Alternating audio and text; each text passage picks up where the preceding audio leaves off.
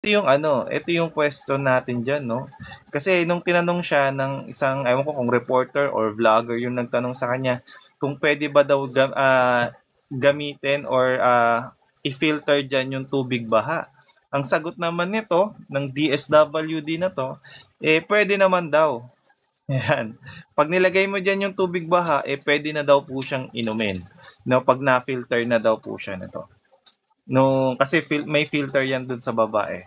So, pwede na daw inumin yung tubig baha. Alam mo, hindi mo naman, sabihin natin totoo yung sinasabi niya na posible nga na pwedeng mangyari yon. Pero hindi mo maalis sa isip ng mga tao na yung tubig baha, iinumin nila. Di ba? At gano'n na ba kahirap yung yung pagbibigay ng tulong sa mga kababayan natin, especially para sa tubig.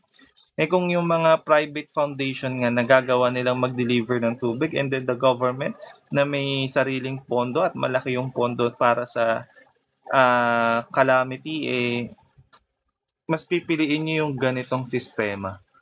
'Di ba? Isipin nyo na lang, no? Baha, tapos may lumulutang na bago. Paano mo iinumin yun? 'Di ba? Pasintabi lang dun sa mga kumakain ngayon, 'di ba?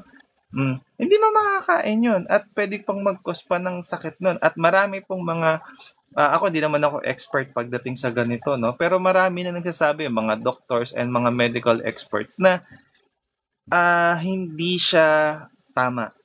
O, hindi siya safe na inumin o kahit na sabihin mo na meron siyang filter diyan, hindi pa rin siya safe inumin. Kasi may mga proseso na kailangan mong gawin para masabi natin na yung tubig na gagamitin mo,